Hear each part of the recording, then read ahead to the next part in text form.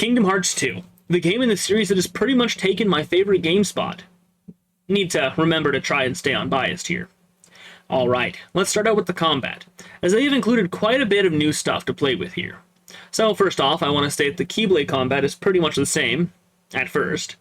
Of course you get new combo modifiers, or abilities if you want to go by the tab they reside in, which do spice up combat in a multitude of ways. Some of them actually giving use to the left face button mid-combo. There are some really cool ones, such as Explosion, which creates an explosion of energy around you to damage all nearby enemies, or Magnet Spiral, which works like the magnet spell that's new to this game. Speaking of magic, we no longer have Gravity, Arrow, or Stop, but we do now have Reflect, which takes in damage dealt by enemies and reflects it back at them, and Magnet, which pulls enemies in so you can do AoE spells and destroy them all. Fire now works as a close AoE spell. Thunder always hits its target as it's focused into a single strike rather than a bunch of spread out, and Blizzard as well, Blizzard. But that's not all we have to talk about here just yet, so let's talk about drive forms. The first one you get is called Valor. It's the first one to give you the ability to wield two Keyblades, and is heavily focused on Keyblade attacks, to the point where it takes your ability to cast spells. Also, leveling this form up is the only way to unlock High Jump outside of this form. After Valor is Wisdom, which is heavily reliant on distance and magic. It powers up all of your magics to give them their own combo finisher, and also doesn't swing the Keyblade at all. Instead, you fire tiny magic missiles at your enemies, and they have higher accuracy the farther you are from an enemy, and the slower the enemy is. Leveling Wisdom is how you unlock Quick Run, which is a hover-style dodge roll that does have the ability to cover large distances quickly, since basic dodge roll wasn't in the base game, but was instead added with Final Mix. Then we have Limit, which is a Final Mix exclusive drive form, which on top of making Sora's color scheme go back to that of KH2, also gives him abilities only available there too, such as Sonic Rave, Last Arcanum, and Strike Raid. Leveling this drive form gives Sora dodge roll, so now you can once again feel like you're playing Dark Souls with Mickey Mouse. Master Mode is great for both magic and melee, as both are incredibly buffed, with magic having every shot becoming a combo finisher, doing mega damage. Leveling this unlocks Aerial Dodge, which despite the name can't really prevent an attack from hitting you. It's more of a mid-air jump than anything. And finally, we have Final Mode, which majorly boosts all attacks you do and has access to the strongest combo finishers in the game. Leveling it will unlock Glide. Honestly, when I first started playing the game, I hated that all of my mobility options were locked behind drive modes. But the more I played, the more I understood and loved them.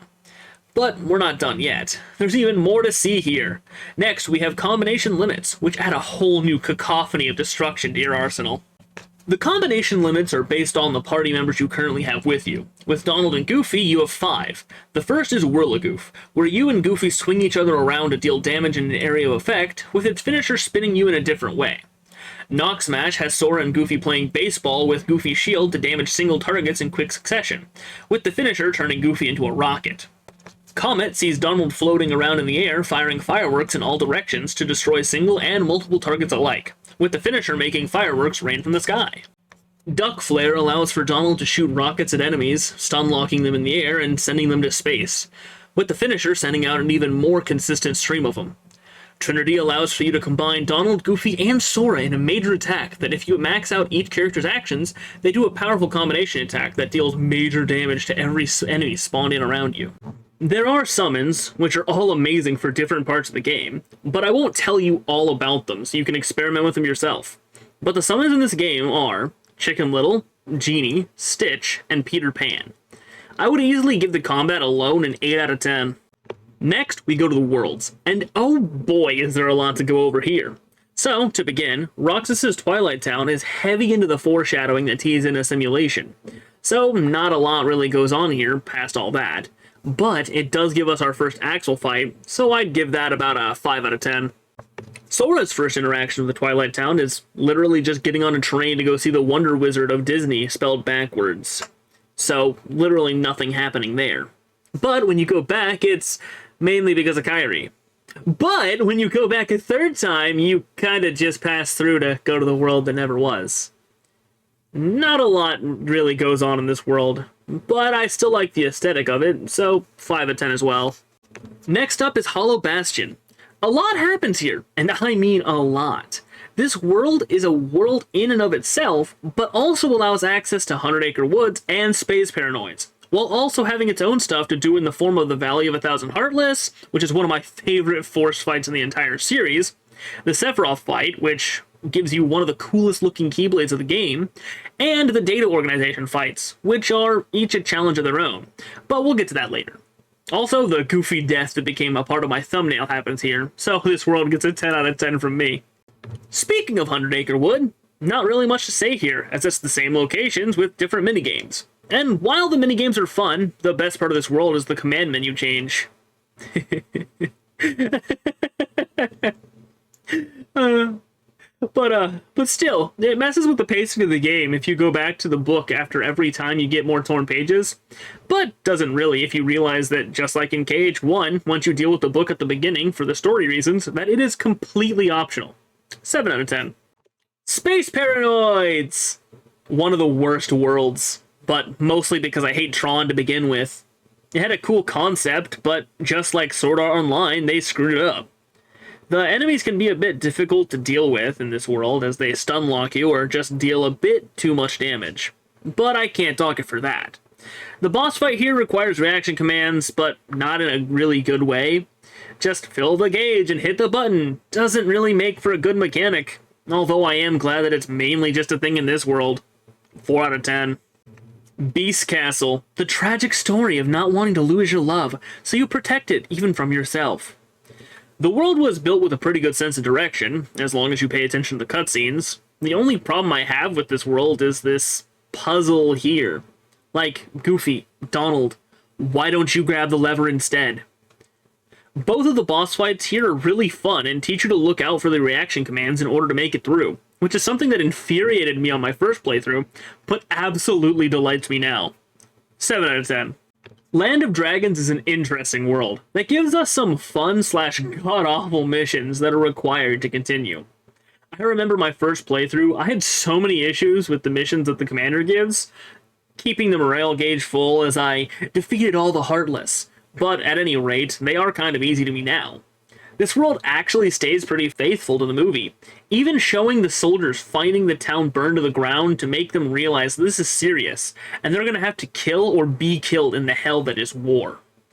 This world, of course, brings its own challenges, but they're all to help the player understand game mechanics better in order to make it through the game. Even the boss here still gives me a few issues in Critical, but isn't god-awful to fight. 8 out of 10. Olympus Coliseum has a weird set of events that send you across the world multiple times, kinda like KH1 Deep Jungle, but at least here they make sense. It also gives the player a debuff where they can't use drive forms until they've almost beaten the first part of the world, which is interesting, but I feel would have been better later in the game when the player has become more dependent on them.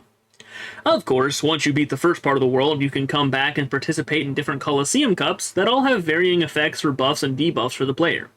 And even once you finish the main cups, there's a second set of cups hosted by Hades himself, rather than having his goons do it. 9 out of 10. Ever wondered what it would be like to go to Donald and Goofy's homeworld, like all the cutscenes in KH1 show you at the beginning? Well, now you can!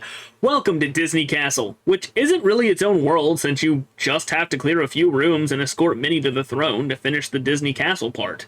But I'm also lumping Timeless River into this section.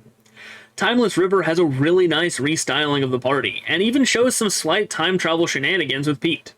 I used to also dread playing the scenes to get Pete's memory in this world, but like everything else, I've warmed up to it. It's a fun world, albeit a bit small. 7 out of 10. They realized that they messed up Atlantica something horrible in KH1, so they brought it back in 2, with no combat at all. They turned Atlantica into a rhythm game. That's it. Still the absolute worst world, but not because of combat this time. 2 out of 10. Port Royal loosely follows the plot of the first Pirates movie, and honestly, it works. Plus, with the design of the actual world being dirtier and grungier than all of the other bright and colorful worlds, it's a sight for sore eyes. The only real problem I have with this world is the human enemies becoming immune to damage when in the shadows. But they make up for it by making magic give the pirates dumb animations that still make me laugh. Human enemies are stupid easy when you use lightning or ice, as ice will freeze them and lightning will give them paralysis that they can spread to other enemies. 7 out of 10. I had to remind myself that this world isn't that bad. That it was just my memories of Kurt Zisa that were holding me back. Agrabah. Just as confusing to figure out as KH1, but this time with a rail shooter area. The streets are much bigger, making fights enjoyable rather than a slog as you can't get around the fat bandits. The Genie Jafar fight is just about as bad as KH1 as well, but for different reasons. In KH1, Iago was just inaccessible for a good time in the fight, while in this one you're limited by the fact that you're fighting while on the carpet. 5 out of 10. Halloween Town. I love this world so much. The fact that you can go from actual Halloween Town into Christmas Town is amazing to me. Not to mention, I absolutely love the redesign of the main party. I don't know, I'm a sucker for themed forms. The minigames here are also not too bad, with the shock, lock, and barrel fight also being in minigame form. The Oogie fight here can be a little strenuous, especially when you forget the changing track mechanic, but once you remember it, the fight goes pretty smoothly. 10 out of 10. Pridelands is a world. I don't mind the combat change all that much here, as it's still workable, unlike KH1 Atlantica. Plus, I mean, Infinite Lion Drift is pretty fun as well. I like the character themes here, but obviously Goofy takes the cake as a turtle. The bosses here don't really do anything all that special, but that's fine. I wish I had more to say here, but I mean, it's just a basic world, but now you're a lion. 6 out of 10. Finally, the world that never was. My god, what isn't there to say here? Roxas fight, amazing. Giant freaking dragon, awesome. Like, this world builds up so much as you go through it with multiple organization fights and ridiculous rooms of enemies that it really feels like a good build-up towards the final fight. Also, getting Riku as a party member, especially with his limit, is really fun, though it does raise a few questions, such as, why didn't Sora know what a fist bump was in KH3 when Baymax tried to show him when Riku and Sora fist bump at the end of their limit? 8 out of 10. And then we have the super bosses, such as the Data Organization, Sephiroth, and Lingering Will. Data Organization is actually really fun, considering they all have unique mechanics to them, including gambling, electroshock therapy, and absolute rage.